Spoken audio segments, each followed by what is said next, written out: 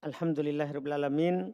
Wassalatu wassalamu ala Rasulillah wa ala alihi wa ashabihi wa man tabi'ahum bi ihsan ila yaumiddin. Amma ba'd.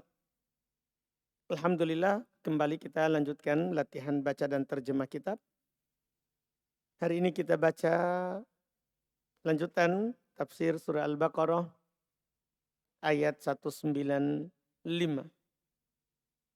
Tafadhal. Bismillahirrahmanirrahim. Alhamdulillah wassalatu wassalamu ala Rasulillah wa ala alihi wa sahbihi wa man tabi'al huda. Amma ba'd. Qala al-musannif rahimahullahu ta'ala fi taysiril karimir rahman fi tafsir kalamil mannan. Qala Allah ta'ala wa anfiqu fi sabilillahi wa la tulqu bi aydikum ila at-tahlukah wa ahsinu innallaha yuhibbul muhsinin. Dan berinfaklah kalian di jalan Allah dan janganlah kalian melemparkan tangan-tangan kalian kepada kebinasaan. Tangan di situ maksudnya diri ya. Tangan di situ maksudnya diri. Cuman ditakbir dengan tangan karena kebanyakan orang itu menjatuhkan dirinya dalam kebinasaan sebab tangannya. Sebab tangannya. Ini namanya kalau dalam tafsir ya takbir bil ba'd wa urid bihi al-kull. Ditakbir diungkapkan dengan sebagian, tapi yang diinginkan dengannya adalah apa? Seluruh. Seluruh. Itu dalam kaidah tafsir. Jadi wa anfiqu fi sabilillah wa la tulqu bi aidikum ila tahlukah. Jangan memasukkan diri kalian ke dalam hal yang membinasakan. Terus Dan berbuat baiklah kalian. Sesungguhnya Allah mencintai orang-orang yang berbuat baik. Baik. Ini ayat bisa dibagi 3 sisi. Pendalilannya memang bisa tersendiri dan bisa langsung digabungkan susunannya. Kalau digabung, berinfaklah di jalan Allah. Jangan kalian memasukkan diri kalian dalam kebinasaan. Artinya berinfak jangan sampai binasa. Iya, dirimu dulu, keluarga, baru infak. Jangan sampai kalian berinfak, kalian untuk orang lain, tapi diri kalian binasa. Tapi tetap Allah katakan wa ahsinu, berbuat baiklah. Karena Allah mencintai orang yang berbuat baik. Orang yang mencintai berbuat baik. Ini juga didalilkan dengan 3 dipotong-potong.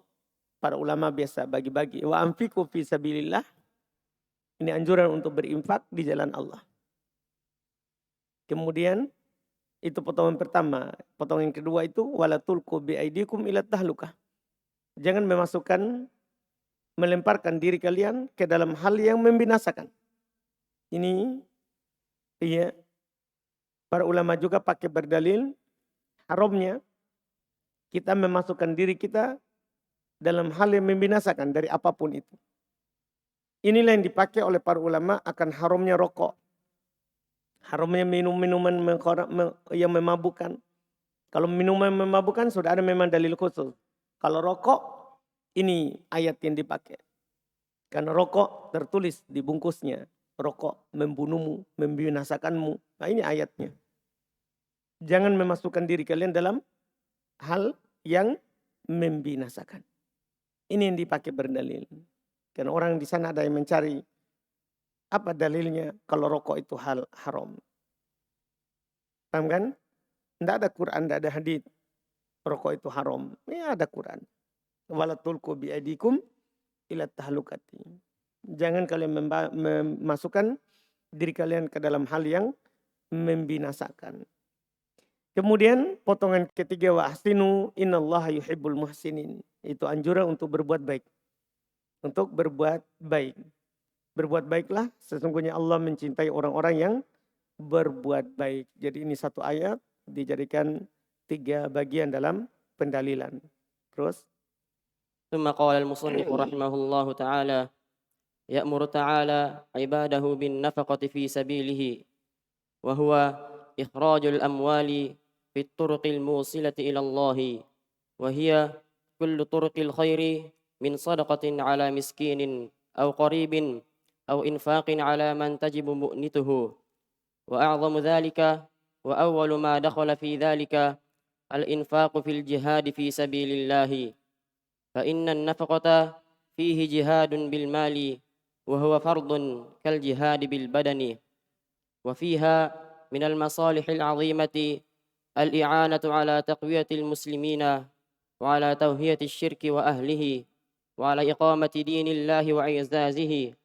فالجهاد في سبيل الله لا يقوم إلا على ساق النفقة، فالنفقة له كالروح لا يمكن وجوده بدونها. وفي ترك الإنفاق في سبيل الله إبطال للجهاد وتصلية للأعداء Tasli, وتص وتسليط للأعداء وشدة تكالبهم. فيكون قوله تعالى ولا تلقوا بأيديكم إلى التهلكة كالتعليل لذلك. baik. Terjemahkan. Allah Subhanahu wa taala memerintahkan hamba-hambanya untuk berinfak di jalannya, yaitu mengeluarkan harta-harta di jalan-jalan yang menyampaikan kepada Allah, yaitu semua jalan-jalan kebaikan berupa sedekah atas orang-orang miskin atau kerabat, atau infak atas yang mencukupi makanan pokoknya, Berinfak kepada man tajibu mu'natuh, kepada orang yang wajib dibiayai. atau infak kepada orang yang wajib dibiayai. Diinfaki padanya, istri, anak, orang tua, itu maksudnya. Kan tadi infak terhadap miskin, kerabat, atau infak yang wajib. Infak terhadap semua yang wajib kita nafkahi. Yang wajib kita nafkahi, biayai, nafkahi sama semua.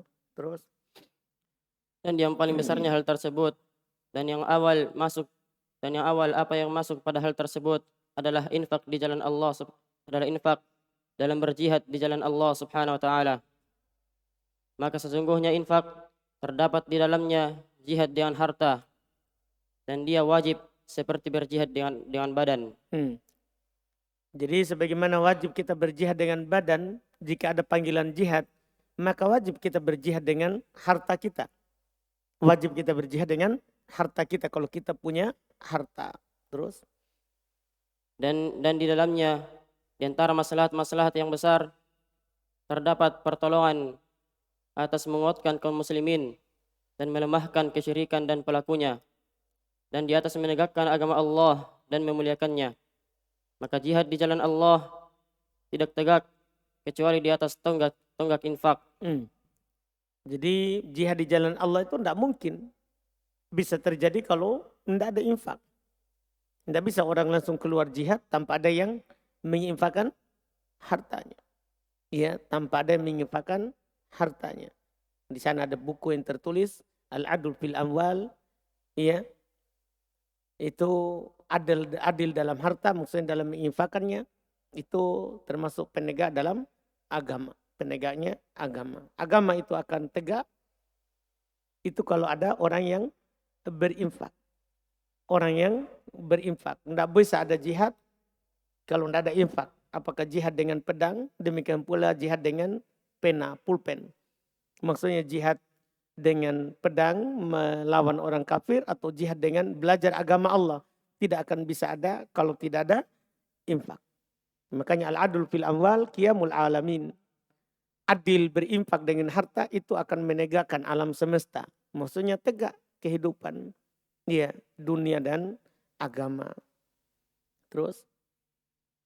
Maka infak untuknya seperti ruh yang tidak mungkin ada tanpanya. Jadi infak terhadapnya itu seperti ruh. Itu terhadap jihad itu. Ya, dengan jihad apapun tadi yang saya bilang. Ya, karena Quran memang membagi jihad dua itu. Membagi jihad dua itu. Jihad dengan pedang dan jihad dengan pena, pulpen. Karena memang Allah katakan tidak pantas seorang mukmin itu keluar semuanya pedang. Harus ada yang pergi belajar, yaitu jihad dibagi dua itu. Ya, cuman kalau kadang kita sebagai ustadz, sebagai pengajar atau sebagai santri, tidak enak juga bilang sama orang begitu. Karena nanti kita dibilang, mau minta uang. Paham kan? Ya, cuman ini membab penjelasan terkait dengan fikih dalam infak fisabilillah. Infak fisabilillah itu ada dua. Ada dengan pedang, ada dengan pulpen. Ada dengan pedang, ada dengan pulpen. Jadi infak itu seperti ruh. Ini harus kita pahami. Tidak bisa kita berbuat apapun dalam berjihad dengan pedang atau berjihad dengan pulpen. Itu belajar agama Allah tanpa infak. Tanpa infak. Karena infak ini seperti ruh. Seperti apa? Ruh. Tahu ruh kan? Badan tidak akan bisa hidup tanpa ruh. Ini ibarat dari para ulama rahimahumullahu ta'ala. Pentingnya ini berinfak. Pentingnya ini berinfak. Terus. Dan di dalam meninggalkan infak di jalan Allah, pembatalan untuk jihad dan pemberian kuasa terhadap musuh. Paham tak? Kalau orang meninggalkan jihad, ya sama dengan kalau orang meninggalkan infak, berarti dia meninggalkan yang namanya jihad. Ya kan? Banyak orang tidak bisa pergi berjihad karena tidak adanya yang dia punya. Ya kan? Sama dengan masalah ilmu. Banyak orang tidak bisa belajar ilmu atau menyampaikan ilmu. Sebenarnya masalahnya kan dia sibuk kerja. Kenapa dia sibuk kerja? Karena tidak ada yang menopang kebutuhan hidupnya. Nah, misalnya kita ada orang mau sekali belajar, tapi orang tuanya tidak punya biaya. Akhirnya batal lagi jihad. Ya kan? Ada orang sebenarnya, orang ini dari Yaman, dari pesantren, bahkan dari Yaman. Tapi pulang jual bakso, jual herbal, kerja. Kenapa? Tidak ada infak.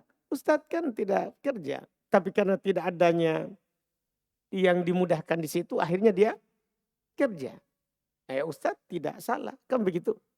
Tidak salah, dia butuh kehidupan. Dia butuh juga kehidupan. Cuma itu tadi, kita cuma mau menyampaikan bahwa ini infak penting dalam dunia jihad. Seperti ruh. Jadi kalau orang tidak berinfak, maka itu namanya membatalkan jihad. Dan membiarkan musuh berkuasa. Tidak? Karena kurangnya belajar, akhirnya banyak ahli bid'ah lebih muncul.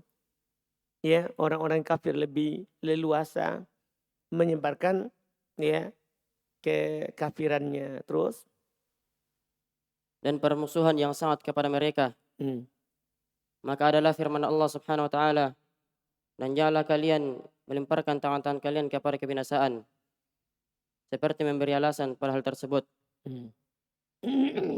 ثم قال المصنف رحمه الله تعالى: والإلقاء باليد إلى التهلكة يرجع إلى أمرين: ترك ما أمر به العبد إذا كان تركه موجبا أو مقاربا لهلاك البدن أو الروح، وفعل ما هو سبب موصل إلى تلف النفس أو الروح، فيدخل تحت ذلك أمور كثيرة.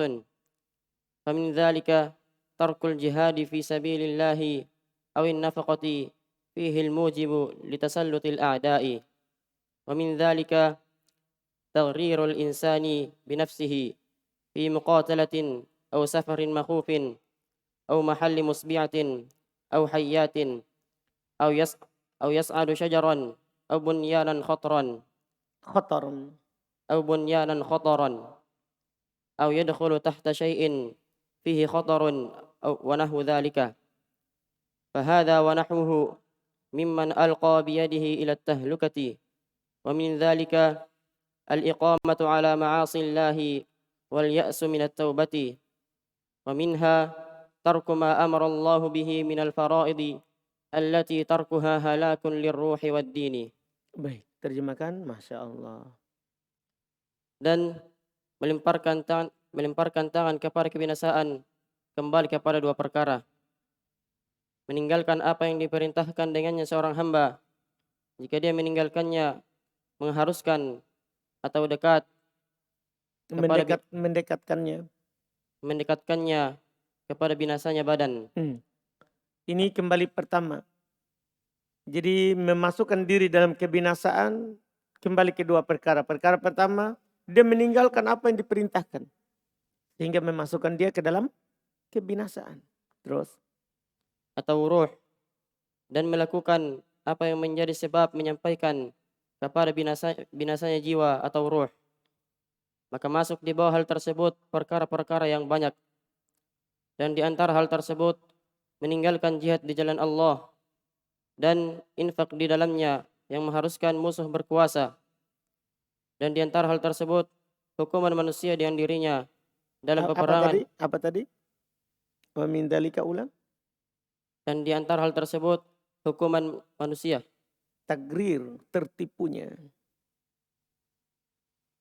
Dan di antara hal tersebut tertipunya manusia dengan dirinya. Artinya dia merasa, wah dia paling ini, paling itu. Paham kan? Artinya dia merasa gurur. Dia tertipu dengan dirinya sendiri. Terlena dengan dirinya. Terus? Dalam peperangan atau perjalanan yang ditakuti. Atau tempat yang banyak binatang buas. Nah, atau maksudnya bisa di sini dia memasukkan dirinya dalam hal yang dia safar, dia sudah tahu kalau dia ke sana akan binasa. Tapi dia tetap melakukan perjalanan yang menantangnya. Atau terus dia masuk di tempat yang banyak binatang buas. Yang banyak binatang buas. Sengaja dia masuk situ. Ini kan membinasakan dirinya. Paham kan? Tidak boleh. Atau ular-ular. Yang banyak ularnya. Dia masuk di tempat yang banyak ularnya. Ya kan? Nah ini memasukkan dirinya. Ya uji nyali ini mundir ya. Bahaya ini. Tidak boleh. Nih ya. Atau manjat pohon. Atau bangunan-bangunan yang berbahaya. Manjat pohon maksudnya pohon yang berbahaya ya. Dia naik. Ya, atau bangunan yang berbahaya. Ini semua memasukkan diri dalam kebinasaan. Atau masuk di bawah hal tersebut di dalamnya bahaya dan yang semisalnya. Maka ini dan yang semisalnya dari siapa yang melemparkan tangannya kepada kebinasaan. Ini adalah termasuk orang. Miman termasuk orang yang memasukkan dirinya ke dalam kebinasaan. Jangan tangan ya, kan lihat nih tadi. Badannya bukan tangannya dia masukkan ke ular. Badannya. Dia manjat bukan tangannya pergi manjat saja. Badannya. Ini semua masuk dalam orang yang memasukkan dirinya dalam kebinasaan. Paham tak? Iya. Terus? Dan di antara hal tersebut, tegak di atas maksiat kepada Allah dan putus asa dari taubat. Ini juga. Termasuk hal yang membinasakan adalah tetap di atas maksiat dan tidak bertobat, sudah putus asa. Seperti sebagian orang mengatakan yang sudah dosa sekali, dia bilang terlanjur saya dosa. Terlanjur saya berdosa. Ini juga namanya memasukkan diri dalam kebinasaan. Tidak boleh. Berapapun dosanya, tobat saja. Karena Allah menerima tobat. Terus? Dan diantaranya meninggalkan apa yang Allah perintahkan dengannya dari kewajiban-kewajiban yang orang yang meninggalkannya binasa untuk roh dan agamanya. Walamma kanatin nafaqatu fi sabilillahi naw'an min anwa'il ihsani amara bil ihsani umuman faqala wa ahsinu innallaha yuhibbul muhsinina wa hadha yashmalu jami'a anwa'il ihsani li'annahu lam yuqayyidhu bi syai'in duna syai'in fa yadkhulu fihi al ihsanu bil mali kama taqaddama ويدخل فيه الإحسان بالجاه بالشفاعة ونحو ذلك ويدخل في ذلك الإحسان بالأمر بالمعروف والنهي عن المنكر وتعليم العلم النافع ويدخل في ذلك قضاء حوائج الناس من تفريج كرباتهم وإزالة شداتهم وعيادة مرضاهم وتشييع جنائزهم وإرشاد ضالهم وإعانة من يعمل عملا والعمل لمن لا يحسن العمل ونحو ذلك مما هو من الإحسان الذي أمر الله به. Baik, terjemahkan dulu. Masya Allah. Jadi perbuatan baik itu ternyata sangat banyak sekali. Dengan ini kita semua bisa melakukannya. Semua kita bisa melakukannya. Coba terjemahkan. Dan tatkala infak di jalan Allah jenis kebaikan yang maka Allah Subhanahu wa taala memerintahkan untuk berbuat baik secara umum. Maka Allah Subhanahu wa taala berfirman, berbuat baiklah kalian, sesungguhnya Allah mencintai orang-orang yang berbuat baik. Dan ini mencakup semua jenis-jenis kebaikan. Karena itu tidak mengikatnya dengan sesuatu tanpa sesuatu yang lain. Artinya Allah tidak mengkoitnya, mengikatnya. Wa ahsinu fi, enggak. Allah cuma bilang wa ahsinu mutlak. Berbuat baiklah. Allah enggak bilang wa ahsinu bil mal, wa ahsinu bil jah, wa ahsinu bil badan. Paham kan? Enggak diikat. Kalau enggak diikat ya, enggak ada koitnya, enggak ada hal yang ditambahkan setelahnya. Langsung wa ahsinu, berbuat baik saja. Innallaha yuhibbul muhsinin. Berbuat baik dalam hal apa? Masuk semua perbuatan kebaikan. Lihat kata beliau. Maka masuk di dalamnya kebaikan dengan harta sebagaimana yang telah berlalu. Itu yang sudah disebutkan dengan infak tadi. Masuk di dalamnya. Tapi kan tidak semua orang punya harta. Ya, jangan antum putus asa. Setelahnya bisa kita masuk salah satunya. Terus. Dan masuk dalamnya kebaikan dengan kedudukan, dengan pertolongan dan yang semisal itu. Dengan syafaat. Dengan syafaat dan yang semisal itu. Paham tak? Kalau antum punya kedudukan. Antum dikenal oleh seseorang. Antum memasukkan syafaatnya di situ. Antum tidak bisa berimpak. Tapi antum bilang ke orang bisa kita bantu itu. Itu juga sudah masuk kebaikan. Terus. Dan masuk pada hal tersebut kebaikan dengan menyeru kepada yang baik dan melarang dari kemungkaran. Ini kebaikan juga itu antum mengajak orang kepada kebaikan. Antum melarang orang dari kemungkaran. Ada temannya antum berbuat mungkar. Ya, antum larang, jangan, tidak boleh begitu. Nah, ada orang temannya antum mulai malas, antum bilang, ayo kita lakukan begini. Ayo murojaah. Itu kebaikan itu. Ayo kita murojaah. Kebaikan itu. Iya. Ada temannya nonton HP terus, begini terus posisinya. Enggak tahu apa nonton. Ya apa kita nonton itu. Iya, artinya biar orang biasa malu kepada teman kan. Kecuali temannya juga ikut ke juga. Iya, itu masalah. Iya. Terus. Dan mengajarkan ilmu yang bermanfaat. Itu juga kebaikan. Antum ajarkan orang ilmu yang bermanfaat. Hari ini orang antum ajar dia bisa paham. Gara-gara antum. Wah itu juga masuk dalam kebaikan. Iya kan? Iya. Antum murojaah bersama. Temannya tadi belum terlalu paham. Akhirnya dia menjadi paham. Itu juga kebaikan. Semua orang bisa melakukan itu. Semua orang bisa melakukan itu. Dan tidak harus antum bilang, oh itu ustadz. Tidak. Biar antum bukan ustadz. Kasih tahu saja orang ilmu yang bermanfaat itu sudah berbuat baik. Terus. Dan masuk juga pada hal tersebut. Memenuhi kebutuhan-kebutuhan manusia. Dari meringankan kesulitan mereka. Dan menghilangkan kesengsaraan mereka. Dan membesuk orang sakitnya mereka. Dan melayat jenazah-jenazah mereka. Dan menyeru dan memberi petunjuk orang sesatnya mereka. Ini Masya Allah. Ternyata masuk juga dalam kebaikan itu qada hawaijin nas. Ada orang membutuhkan sesuatu, kita tunaikan. Berbuat baik juga namanya itu. Ya, ada temannya antum butuh sesuatu. Antum kasih, menunaikan hajatnya. Antum berbuat baik itu. Antum berbuat baik itu. Iya. Demikian pula minta periji ini qada hawaijin nas minta periji kurobatihim. Yaitu dengan membuka, melapangkan kesusahan-kesusahan mereka. Dia lagi susah, antum kasih kebaikan. Itu berbuat baik. Masya Allah. Bisa kita lakukan. Terus. Dan menolong orang yang bekerja suatu pekerjaan. Yang pekerjaan itu dilakukan oleh orang yang tidak bagus dalam mengerjakan. Lihat tadi tak? Mengunjungi sakit. Mengikuti jenazahnya. Menunjuk orang yang sesat. Orang yang tanya jalan antum tak kasih tahu. Membantu pekerjaannya. Yang dia tidak bisa melakukan itu terus antum bantu. Paham kan? Itu juga termasuk kebaikan. Masya Allah. Terus. Dan yang semisal itu. Dari apa yang dia termasuk dari perbuatan baik. Yang Allah subhanahu wa ta'ala perintahkan dengannya. Wa yadkhulu fil ihsani aydan. Al-ihsanu fi ibadatillahi ta'ala. Wa huwa kama dzakara an-nabiy sallallahu alaihi wasallam.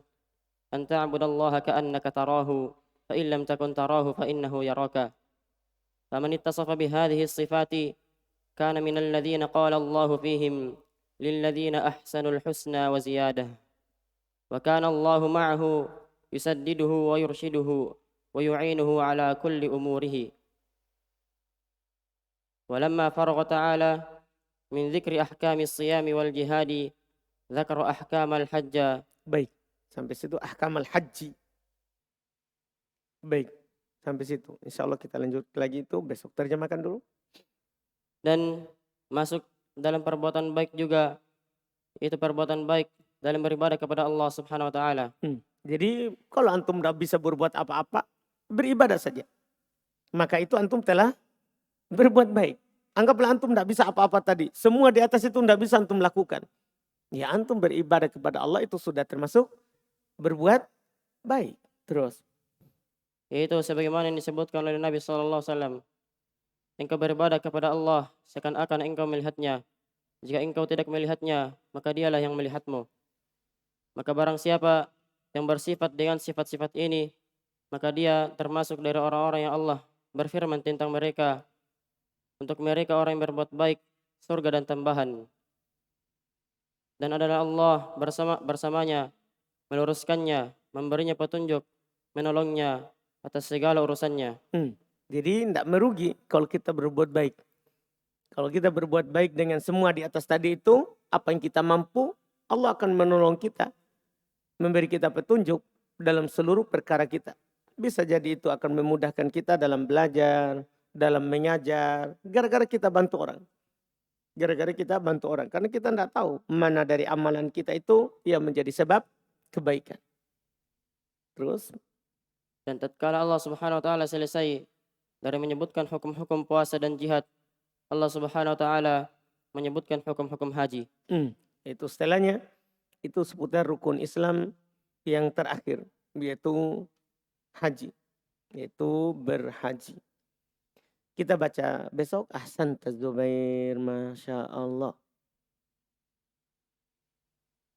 Siapa besok?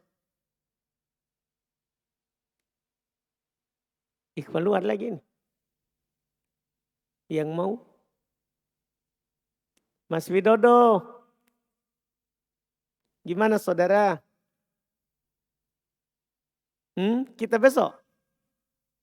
Biar yang lain ikut setelah tak. Ada Adi. Padi. Apa belum? Kurang sehat. Pantasan jadi kurus. Jangan sampai kita diet. Syafakallah. Iya, berarti kalau sehat begini, alhamdulillah. Bisa dicatat ikhwan luar tak? Supaya setelah itu kembali lagi di santri lama. Ada yang mau, Mas mau tak? Atau tidak? Tidak. Apa kita bilang Mas? Apa yang bilang? Jangan dulu. Alhamdulillah. Kalau jangan dulu, ya kembali lagi ke santri. Tapi yang mau silakan didaftar. Iya. Buat teman-teman di luar lancar. Fadol. Daftar sebentar tak? Di Ramadan. Supaya masuk namanya. Nah, baru setelah itu kita kembali lagi ke santri. Siapa tahu mau tegang-tegang sedikit. Alhamdulillah. Baik, kita cukupkan. Insya Allah kita lanjut besok itu dengan ayat berikutnya. Berarti kita besok. Baru kita setelah itu nanti kalau tidak ada lagi ikhwan, kita kembali ke santri. Mulai daripada yang paling lama sampai yang paling baru. Alhamdulillah. Masya Allah. Udah lancar semua ini. Alhamdulillah. Subhanakallahumma hamdik. Asyhadu an la ilaha illa anta astaghfiruka